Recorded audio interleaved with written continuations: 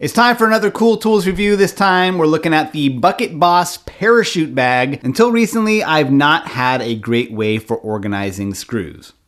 I'd buy them, bring them home in a box, and then put that box in a bigger box just for screws. It worked, but it didn't travel well without screws going all over the place.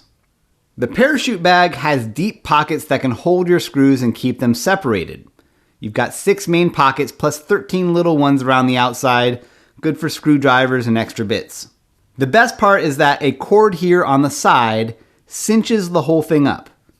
Not only does it make it compact and easy to carry around, but with the plastic stop pulled in, it does a great job preventing anything from spilling out. You can toss this in the back of your car and not worry about it spilling. On the ground, opened up, the weight of the screws and the flat bottom keeps everything stable. The main pockets are made from a thick canvas, and overall, this feels like something that's going to take years of abuse without tearing. Also, as the name brand implies, these are made to perfectly fit inside of a common 5-gallon bucket.